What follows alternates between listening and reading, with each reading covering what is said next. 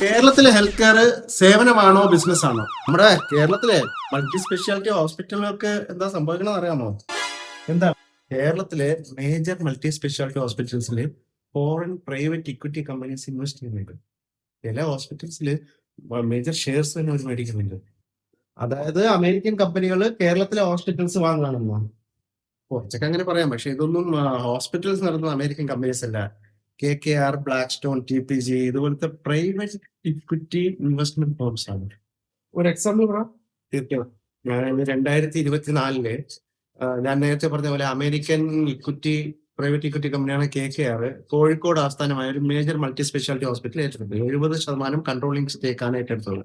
ഏകദേശം 2500 കോടി രൂപയുടെ ഇൻവെസ്റ്റ്മെന്റ് ആണ് അവിടെ നടന്നിരിക്കുന്നത്. 2025 എക്കണോമിക് ടൈംസ് ന്യൂസ് റിപ്പോർട്ട് ചെയ്യുന്നത്. പിന്നീട് ഈ KKRന്റെ പിന്തുണയിലുള്ള ഈ major multi speciality hospital Kozhikode തന്നെ വേറൊരു ഹോസ്പിറ്റലിന്റെ മേജർ ഷെയർസ് എടുത്തു. അവിടെ 1000 മുതൽ 1200 കോടി രൂപ എഗൈൻ ഇൻവെസ്റ്റ് ചെയ്യാണ്. അപ്പൊ ഇത് ഒറ്റപ്പെട്ട സംഭവം അല്ലല്ലേ? അല്ല, ഇതൊരു ചെയിനാണ്. പക്ഷെ അതുപോലെ തന്നെ 2023 ഈ ബ്ലാക്ക് സ്റ്റോണിന്റെയും TPGയുടെയും പിന്തുണയിലുള്ള ക്വാളിറ്റി കെയർ ഇന്ത്യ എന്ന് പറഞ്ഞ ഒരു കമ്പനി 2023 തിരുവനന്തപുരത്ത് ഒരു ഹോസ്പിറ്റൽ ഏറ്റെടുത്തു.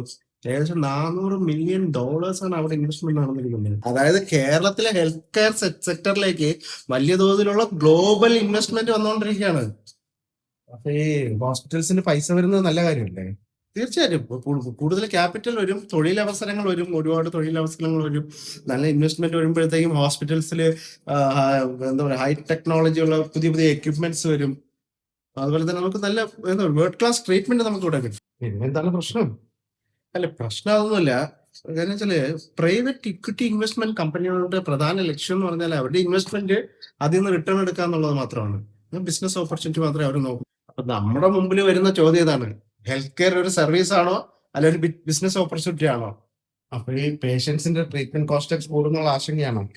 അല്ല, അത് നല്ലൊരു ചോദ്യമാണ്. പക്ഷെ പ്രൈവറ്റ് ഇക്വിറ്റി ഫേംസിന്റെ ഓണർഷിപ്പിൽ വന്നുകൊണ്ട് നമ്മുടെ ട്രീറ്റ്മെന്റ് ചെലവ് കൂടുന്നൊന്നും പറയാൻ പറ്റില്ല. പിന്നെ ഒരു കാര്യം വെച്ചാൽ ഇവര് ചില പ്രോഫിറ്റബിലിറ്റി, എക്സ്പാൻഷൻ, ഹൈ വാല്യൂ, അതുപോലെ സ്പെഷ്യാലിറ്റീസ് ഇതൊക്കെ നോക്കിയിട്ട് അതിലാണോ കൂടുതൽ പ്രാധാന്യം കൊടുക്കണമെന്നും കൂടെ നമുക്കൊന്ന് ചെക്ക് ചെയ്യണം.